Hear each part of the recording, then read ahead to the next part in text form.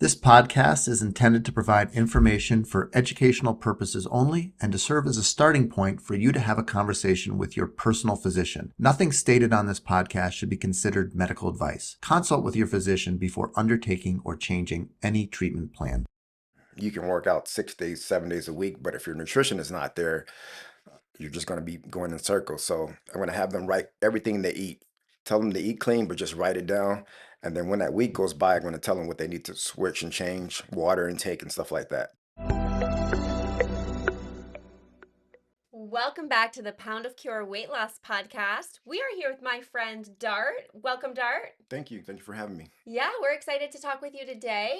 So tell us a little bit about yourself. Well, my name is Coach Dart. I've been a personal trainer for the last 10 years. I'm co-owner of the Dumbbell Lab on 2922 East 22nd Street, In Tucson. Arizona.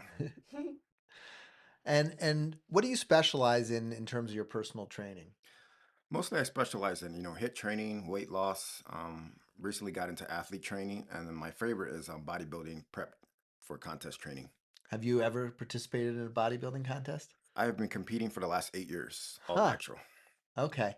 Now, let's talk a little bit about your nutritional approach because I think this is something we've talked about in the past on the podcast. Sorry to interrupt you. One of the previous episodes, we were talking about vegan bodybuilders, and I said, I know one. And then we said, we got to bring him on the show. Yes. Hey, So you're a vegan. yes, I've been vegan for the last 8 years. About 8 years ago, I had some issues with my stomach, and they wanted to give me all these meds. They ran some blood tests, and they said you can take meds or just switch to plant-based. I immediately switched to plant-based. Huh. Yeah. What else, what did you notice when you made that change? Did you notice anything significant besides the stomach issues? The immediate change when I went plant-based was just recovery. I felt like I can work out for 7 days a week. Digestion was amazing. The bloating was gone. I just felt like energized.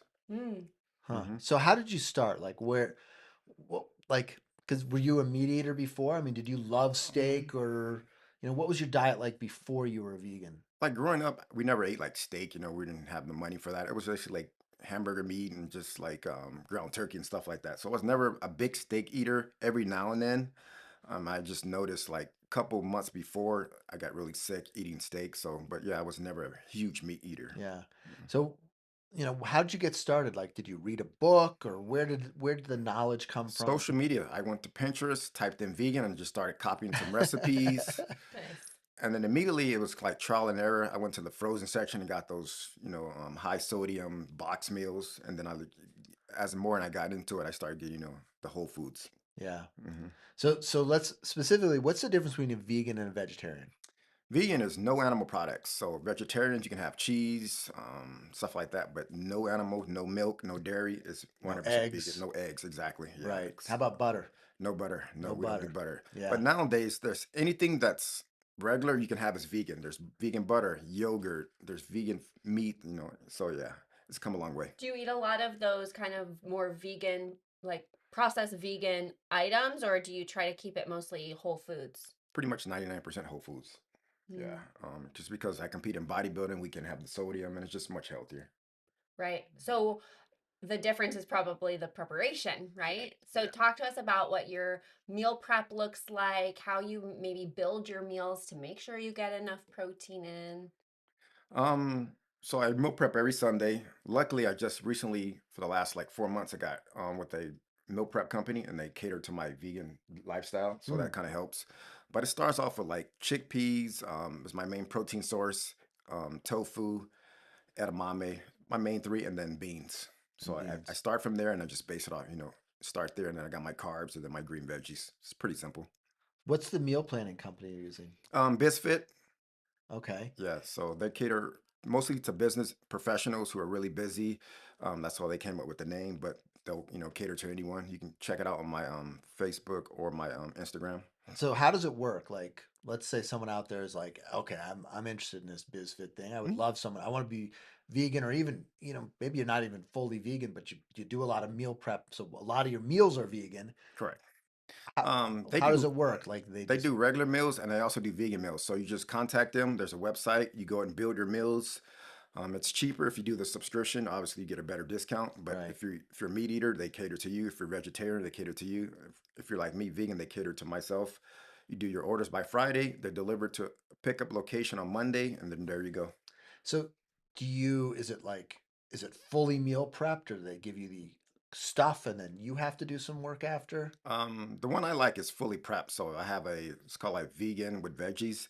And then they do in bulk. So you can do tofu, you can do ground turkey, you can do rice, you can do sweet potatoes, and you just build it yourself. So it's up to you. Mm. So if you're like a competitor like myself, we do bulk. That way we can build our macros. Okay. But if you just want to just have your meals, just whatever the veggies, the protein, and the carbs, they can build that out as well.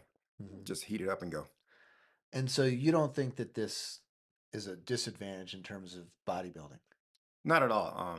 It's the last like 5 to 10 years. There's more vegan professional bodybuilders. If you go to Instagram, obviously they're not going to be as well known as the regular guys, but it's coming along. Yeah. Mhm. Mm. And if you guys watch the Netflix and Game Changers, and there's more Netflix specials about plant-based versus meat eaters, it's science, so it works. Yeah. There's a real push where a lot of athletes like Djokovic, the tennis player, was I think vegan for a while. Is that Yeah, right? And big time. who else? What are some other prominent vegan athletes out there? There's a couple football players that have been going vegan, basketball Interesting. players. Yeah, Football. yeah. Like 5 years ago, they would say it's a couple running backs. I can't think the name right now, but they were like, you need animal protein. He wouldn't last, but they do last. Basketball player, Kyrie Irving is vegan. A couple of athletes are there. I mean, they're getting fed whatever they want, so they have chefs that'll cater to them, private, or they have a Right. team chef that'll, pretty much as long as you have your carbons, your carb resources for your energy, you're good. Well, it's also interesting you were mentioning about the recovery. So, with Yeah. these professional athletes, maybe being able to recover better from those training sessions and games, also. Yeah, big time. They're going to be carb heavy, obviously. Everyone wants to go 40, 40, 20, which is 40% protein, 40% carbs, 20% fats. But I'm thinking they're going 60% carbs, like 20 to 30% protein, and then the rest fats. So your body runs off carbs and fats. A lot of people think you need all this protein, but if you were to be stuck on like an island, your body's going to survive off carbs and fats. So, Mm. so yeah, So because your body can make protein out of carbs. correct. And Mhm. I think that's something people don't understand is that this idea that a carb must stay a carb and a fat must stay a fat and a protein must stay a fat protein. That's not how it works biochemically. I mean, there's all this crossover. Again, biochemistry 101, I remember learning about how you can take protein and use it to metabolize glucose and how you can take glucose and use it to metabolize and create other proteins. Correct. And So then the science behind it too, people think you need to match your body pound per, your weight and protein. That's not true, Obviously, they're going to have their scientific ways, but, I'm 175 pounds and I probably do about 100 grams of protein a day. I'm just not a big protein eater. I supplement it with a couple shakes and that, but I'm totally fine. I stay this weight all year round. But, that's up to the individual to determine where they need the exact amount of protein per their body weight. so you do protein shakes. Correct. I do vegan protein shakes. Pea, Just pea protein, pea I'm protein, assuming. correct. Okay. Yeah, I do about 2 of those a day. Okay. Mhm. And then what else is in that? Do you make your own pea protein shakes or do you do like a commercial pea protein I shake? just use a commercial one. There's one called Orgain. I use, Yeah, and I've Which used is yeah, pretty common. yeah, that one's pretty common. And then just whatever your digestive system can handle. People will recommend certain brands, but even certain vegans can't handle certain protein because they're allergic or whatever. Their body just doesn't handle the digestion. So Yeah. So how many grams of protein do you get from food versus how much do you get from supplements? probably 70% from food and then about 30% from supplements. So mostly food. Yeah, whole foods. I'm a big fan of whole foods. Yeah. I mean that would be my thought is I wonder if it's even necessary. Like you and I think we have a similar mindset, which is that, it's not the more protein, the bigger the muscle. Correct. Exactly. Um, When I'm not in prep for a show, I'm currently prepping for a show, I probably only do one protein shake a day. There's days I don't even do protein shake and I'm totally fine. I'm not yeah. like losing a substantial amount of weight or anything like that. So yeah. What's different when you're prepping for a show? What are you doing differently than when you're not prepping? Can you kind of walk us through like the whole bodybuilder, the life cycle of a bodybuilder? All right. So when you're prepping for a show, you usually start anywhere from 12 to 16 weeks. I do about 12 weeks because I kind of stay in shape all year round. You make sure your macros are there, and you want to eat 5 to 6 meals a day. And the biggest thing is diet and cardio. So you want to eat super clean and you want to have your cardio. So yeah, that's the biggest thing as In far as addition to your weightlifting. correct. And absolutely. So I train 6 days a week. I stick to well, I don't really track macros. I just eat clean. I'm pretty weird about that. And then I do cardio 6 days a week. Okay. How long do you lift weights for? About an hour and a half. Okay. And then I do 45 minutes of cardio 6 days a week. And do you do like how do you come up with your exercise routine? Like where's that? How do you For me, it's just years of experience. I'm gonna always do my start off the week with my heaviest, which is on leg day on Mondays and Thursdays, and then uh Tuesdays is chest, Wednesdays is back, Thursdays is legs again, Friday is shoulders, and then Saturday is like a full body day, okay. and then Sunday I rest. Will you talk a little bit about how you take your experience and your personal like passion for fitness and how that relates to how you help your clients and maybe specifically people who are trying to lose weight through your exercise programming? Um, I got into the fitness business like in 2004. I was selling memberships at a gym, and then with that comes like a lot of pressure in sales. So I didn't really like that. So I switched over to the fitness side of things, which I remember just helping people walking through the floor and just really helping them. And then they would come back to me and ask questions. So I got certified and just really fulfilling seeing people, succeed. The biggest thing is the nutrition part. So I really tap into that. You can work out 6 days, 7 days a week, but if your nutrition is not there, you're just going to be going in circles. So Yeah. I always tell people when I'm doing like an intro, I really go over their nutrition, how's their lifestyle, is their spouse involved in that? Because if you're trying to eat clean, you have your kids or somebody else, throwing you garbage or you're not supporting you, is just not going to be, helpful. Mm-hmm. So let's say someone's overweight and they come to you. And that's what we treat every day as patients struggling with obesity. Got it. Where would you start with someone who comes to you and let's say their diet's not so great, Hmm. and they're looking for weight loss, and let's just say they don't want to do meds, they don't want to do surgery, they really just want to focus on nutrition, lifestyle, fitness. Gotcha. What would you do in this for this patient? So I'm just gonna pretty much interview and ask what I just said, ask about their home life and just tell me like a daily of what they're eating. And then for like we're gonna immediately start working out, just usually doing body weight stuff. And then for like the first week, I'm gonna have them write everything they eat. Tell them to eat clean, but just write it down. And then when that week goes by, I'm gonna tell them what they need to switch and change, water intake and stuff like that. But for that first week, I'm not gonna put a lot of pressure on them. I'm gonna just say, give me your daily of what you've eaten today. Hmm. And then, so with the fitness side of things, like introducing the resistance, but Mhm. via body weight, so that it is maybe a little bit lower barrier to entry, less intimidating. How do you feel like that progression is in terms of like when someone starts out body weight, maybe they're intimidated by the gym. Mhm. How do you help them progress to the point where we see your clients on your Instagram, they're doing all sorts of really intense workouts and you've been able to help them progress to that point. So talk a little bit about that process. Yeah, especially with, large people or overweight people. I have a guy who I started training him in 2014. He's, gone on and travel and he came back to Tucson. He's was 200 back then. Now he's 366. Huh. For the first 2 weeks, we had nothing but body weight. He couldn't do push-ups, body weight squat, medicine balls and stuff like that, just to get his body, used to training again. And you want to injure someone, even if it's 5 pounds or 10 pounds, you could possibly injure them because their muscles and joints are not ready. And then we'll slowly transition to like TRXs and battle ropes and stuff like that. But you really want to get to somebody just not just to throw you in weights and start cranking weights. Your body's just not ready for that, especially if you haven't worked out in years or months. Yeah.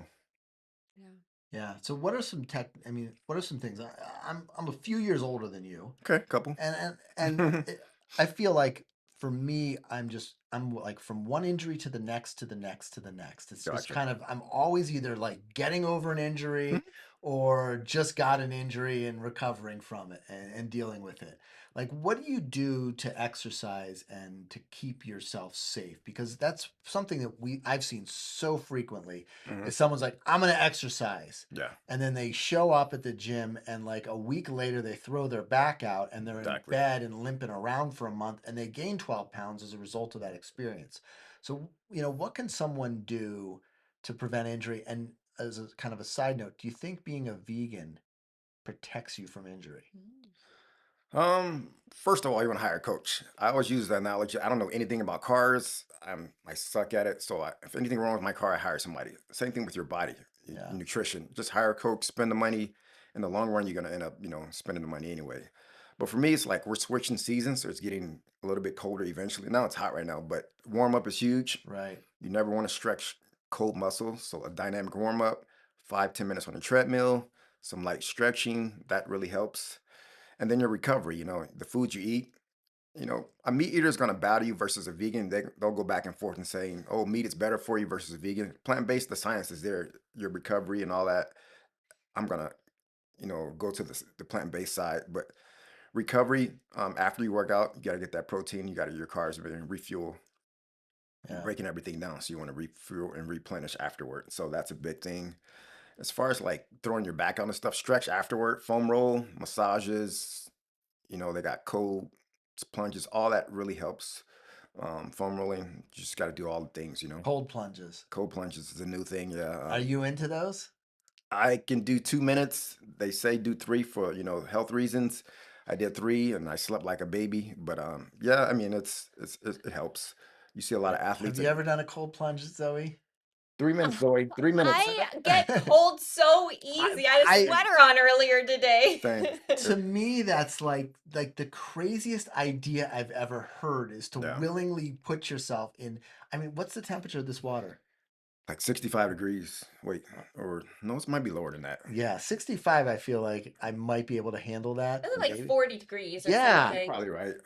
That first time I did it, we had a Let's guy. look that up. Zoe, Yeah. look Yeah, that I'm up for looking us. it up. The What's first the time I got, dude, there was this guy. I don't know. He just gave us this. He had everybody meditate for like 10 minutes Yeah. because it's all about breathing. And once you get in that water, I made sure to have my phone there for 3 minutes, and I was just concentrating on my breathing. But 50 to 60 I was is the 50 to typical. 60. 65 is that. yeah. Yeah. So the main thing is your breathing to get through those 3 minutes, and you're gonna sleep better. Your joints are gonna be, It feels like it would be the longest 3 minutes Oh, of yeah. my life.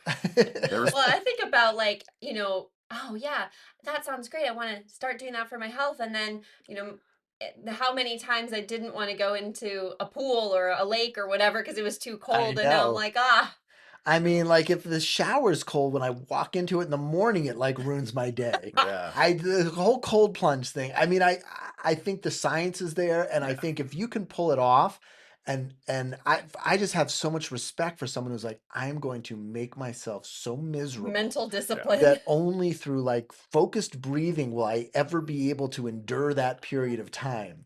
Like to me, that just Absolutely. it's such an exercise in mental strength. I don't know that I've got that mental strength. I think if I was a professional athlete, I'm making millions. Obviously, I would do it because you want your body in tip-top shape. Yeah. But you see the football players and basketball players, they ice their knees afterward. That's a little bit different. But the cold plunge, I'm with you. Yeah. I think something else I really like is your discussion about a coach. Mhm. And that I'll be honest with you. So that's something that's always really bothered me about surgery. I mean, because Gotcha. surgery to some degree is a performance sport, right? Right. You're in there, you're moving around, you're making decisions, you're using your hand, your body, and you're executing something that's going to impact someone's life tremendously. Mhm. And during residency and training, there's a tremendous amount of coaching, but at some point, it's kind of like, go little bird fly. You're on Yeah. your own now. Something I'm trying to implement at our hospital is a coaching program, so that Gotcha. we're looking at and coaching each other, not as a punitive measure, like, oh, you had a complication, you need to be coached, but more as a let's all get better at doing this surgery. Mhm. Let's kind of share experiences. Let's get a second opinion and kind of coach each other. So Gotcha. I think that's really so important. Zoe's a coach for all of our patients, and I Yes, think she I'm is. starting to Very kind of good. use that term more, is that she's kind of our nutrition coach as opposed to, someone who's just giving you some information. Yeah. Yeah, well, something I wanted to piggyback off of as well when you were talking about how to prevent injury and you had mentioned hiring a coach, there's a big difference between, maybe having a relatively sedentary lifestyle and deciding, okay, I'm going to start exercising and going in the gym, pushing yourself too hard, getting injured, and then, oh well, for another 6 months, right? Versus having a plan, having a professional help you progress in a very safe and progressive way. Yeah. It's just about knowledge too. Driving here, I literally signed a lady up online coach, online client, because she's been trying these, workouts from apps and stuff, and she's trying to lose 20 pounds. She was doing it all wrong. She was telling me, I basically interviewed her on here. She just didn't have any knowledge. She's a great motivational speaker. She's good at women's and all this and stuff. She's an amazing woman, but she just doesn't have the knowledge. So she's going to make an investment and put that money aside. Investing in yourself and your health, it's investing in your future, right? Like you said earlier, you're either going to invest that money now or it's going to be a health cost later on. Absolutely. Right? Like the hospital stays, whatever it is. It's healthcare is expensive. Yeah. Yeah. Yeah. Oh, yeah. You know, you get sick, it's expensive. Yeah, and then do your own homework. I have a client actually now. She's doing the weight loss surgery in a couple of weeks in Nogales or whatever. And usually she She's does, having the weight loss surgery in Nogales. actually, correction, Tijuana, Mexico. I'll say.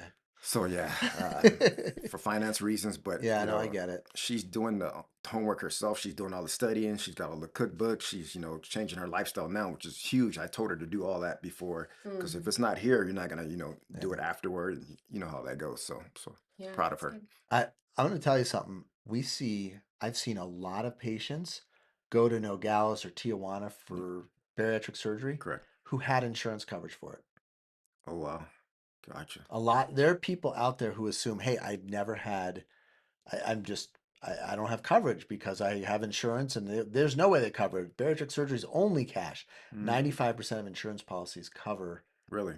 including access. In Arizona, if you have access, it covers bariatric surgery fully, $0. You Wow. just see that there's no knowledge. They don't know. Is that what you're saying? I think a lot of people out Gotcha. there, because we see people who don't have coverage for bariatric surgery, see that very uncommonly.